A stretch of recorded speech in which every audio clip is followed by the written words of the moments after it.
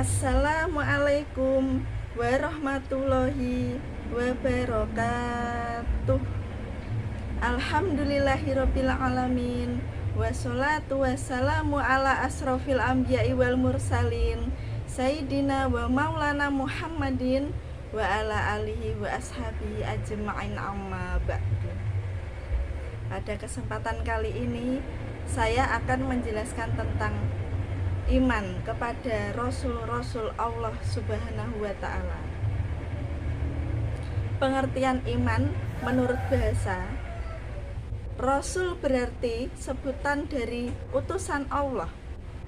Dapat juga diartikan sebagai seseorang yang mengikuti berita-berita yang mengutusnya. Sedangkan pengertian iman menurut istilah berarti meyakini dengan sepenuh hati bahwa Allah Subhanahu wa Ta'ala telah mengutus manusia laki-laki terpilih yang diberikan wahyu oleh Allah Subhanahu wa Ta'ala, dan wahyu tersebut harus disampaikan kepada umatnya sebagai pedoman dan petunjuk hidup agar hidupnya selamat dari dunia hingga kelak di akhirat. Nabi berasal dari bahasa Arab naba yang artinya pesan penting. Jadi Nabi dapat diartikan yaitu manusia pilihan yang diberi wahyu oleh Allah Subhanahu wa Ta'ala untuk dirinya sendiri dan tidak mempunyai kewajiban untuk menyampaikan pada umatnya.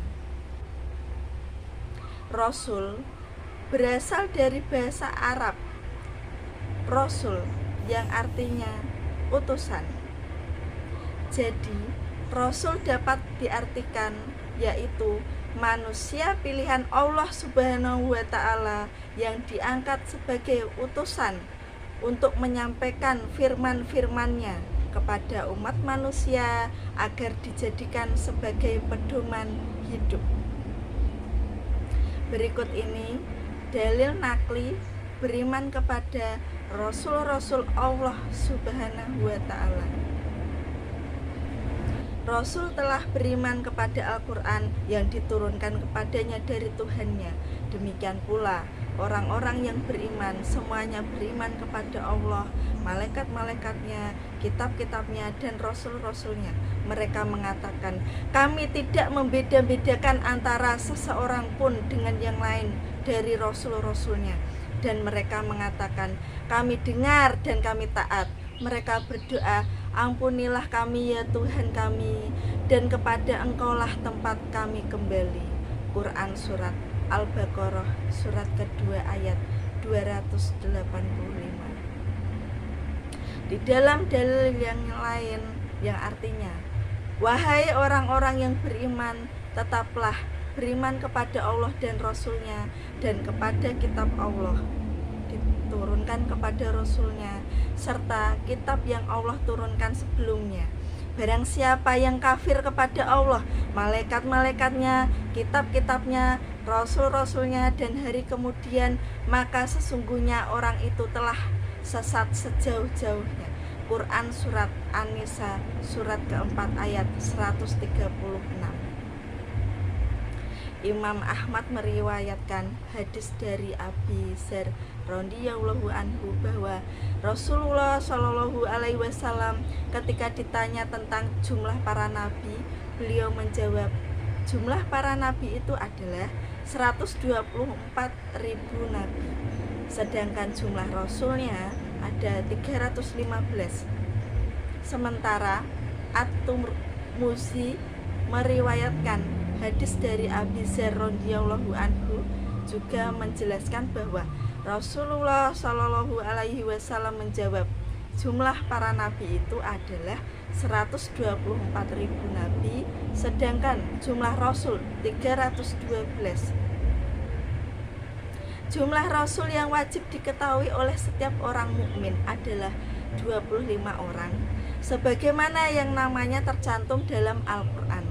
Tetapi di luar itu masih ada rasul-rasul yang tidak disebutkan namanya. Nama 25 rasul tersebut antara lain Nabi Adam alaihissalam, Nabi Idris alaihissalam, Nabi Nuh alaihissalam, Nabi Hud alaihissalam, Nabi Saleh alaihissalam, Nabi Ibrahim alaihissalam, Nabi Lut alaihissalam, Nabi Ismail alaihissalam, Nabi Ishak alaihissalam, Nabi Yakub alaihissalam, Nabi Yusuf alaihissalam, Nabi Ayub alaihissalam, Nabi Su'aib alaihissalam, Nabi Harun alaihissalam, Nabi Musa alaihissalam, Nabi Ilyas alaihissalam, Nabi Ilyasa alaihissalam, Nabi Daud alaihissalam, Nabi Sulaiman alaihissalam, Nabi Zulkifli alaihissalam, Nabi Yunus alaihissalam, Nabi Zakaria alaihissalam, Nabi Yahya alaihissalam, Nabi Isa alaihissalam, dan terakhir Nabi Muhammad sallallahu alaihi wasallam. Sifat wajib bagi Rasul mempunyai arti, yaitu sifat yang pasti ada pada Rasul. Tidak bisa disebut seorang Rasul jika tidak memiliki sifat-sifat ini. Sifat wajib ini ada 4, yaitu yang pertama asidik. Rasul disebut asidik karena Rasul selalu berkata benar. Contoh, apa yang dikatakan Nabi Ibrahim alaihissalam kepada bapaknya adalah perkataan yang benar. Apa yang disembah oleh bapaknya adalah sesuatu yang tidak memberi manfaat dan mudarat. Jauhilah. Yang kedua, al-amanah, yang artinya Rasul selalu dapat dipercaya. Contoh, di saat kaum Nabi Nuh alaihissalam mendustakan apa yang dibawa oleh Nabi Nuh alaihissalam, lalu Allah subhanahu wa ta'ala menegaskan bahwa Nuh alaihissalam adalah orang yang terpercaya atau amanah. Yang ketiga, at-tabligh, yaitu Rasul selalu menyampaikan wahyu. Tidak ada satupun ayat yang disembunyikan Nabi Muhammad sallallahu alaihi wasallam dan tidak disampaikan kepada umatnya. Yang keempat, al-fatonah, yaitu Rasul memiliki kecerdasan yang tinggi. Ketika terjadi perselisihan antara kelompok kabilah di Mekah, setiap kelompok memaksakan kehendak untuk meletakkan al-hajar al-aswad, batu hitam, di atas Ka'bah.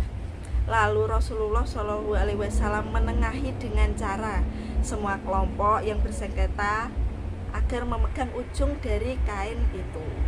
Kemudian Nabi meletakkan batu di tengahnya dan mereka semua mengangkat hingga sampai di atas Ka'bah. Sungguh cerdas Rasulullah SAW. Sifat mustahil adalah sifat yang tidak mungkin ada pada Rasul. Sifat mustahil ini lawan dari sifat wajib, yaitu sebagai berikut. Yang pertama, al-kizib, yaitu mustahil Rasul itu bohong atau dusta. Semua perkataan dan perbuatan Rasul tidak pernah bohong atau dusta. Yang kedua, al-khianah, yaitu mustahil Rasul itu khianat. Semua yang diamanatkan kepadanya pasti dilaksanakannya. Yang ketiga, al-kitman, yaitu mustahil Rasul menyembunyikan kebenaran. Setiap firman yang ia terima dari Allah subhanahu wa ta'ala pasti ia sampaikan kepada umatnya. Yang keempat, al-baladah, yaitu mustahil Rasul itu bodoh. Meskipun Rasulullah SAW tidak bisa membaca dan menulis, tetapi beliau pandai. Sifat jaiz bagi Rasul adalah sifat kemanusiaan, yaitu al-ardul basyariyah, yang artinya Rasul memiliki sifat-sifat sebagaimana manusia biasa seperti rasa lapar, haus, sakit, tidur, sedih, senang, berkeluarga, dan lain sebagainya. Bahkan seorang Rasul tetap meninggal sebagaimana makhluk lainnya. Di samping Rasul memiliki sifat wajib dan juga lawannya, yaitu sifat mustahil, Rasul juga memiliki sifat jaiz. Tentu saja sifat jaiznya Rasul dengan sifat jaiznya Allah Subhanahu wa ta'ala sangat berbeda. Selain tersebut, di atas, Rasul juga memiliki sifat-sifat yang tidak terdapat pada selain Rasul, yaitu sebagai berikut. Ismatur Rasul. Ismatur Rasul adalah orang yang maksum, terlindung dari dosa, salah dalam kemampuan pemahaman agama, ketaatan, dan menyampaikan wahyu Allah Subhanahu wa ta'ala, sehingga selalu siaga dalam menghadapi tantangan dan tugas apapun. Yang selanjutnya, sifat iltizamur Rasul.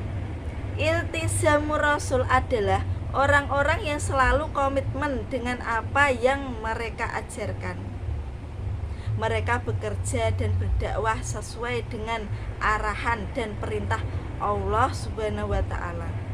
Meskipun untuk menjalankan perintah Allah Subhanahu wa ta'ala itu harus berhadapan dengan tantangan-tantangan yang berat, baik dari dalam diri pribadinya maupun dari para musuhnya.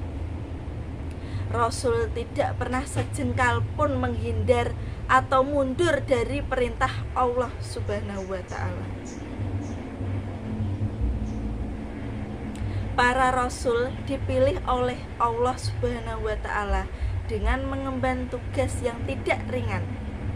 Di antara tugas-tugas rasul itu adalah yang pertama, menyampaikan risalah dari Allah Subhanahu wa ta'ala. Yang kedua, mengajak kepada tauhid, yaitu mengajak umatnya untuk mengesahkan Allah Subhanahu wa ta'ala dan menjauhi perilaku musyrik atau menyekutukan Allah. Yang ketiga, memberi kabar gembira kepada orang mukmin dan memberi peringatan kepada orang kafir. Yang keempat, menunjukkan jalan yang lurus. Yang kelima, membersihkan dan menyucikan jiwa manusia serta mengajarkan kepada mereka kitab dan hikmah. Yang keenam, sebagai hujah bagi manusia. Demikian penjelasan mengenai materi iman kepada Rasul-Rasul Allah Subhanahu wa ta'ala. Mohon maaf bila ada salah kata. Wabillahi taufiq wal hidayah. Wassalamualaikum warahmatullahi wabarakatuh.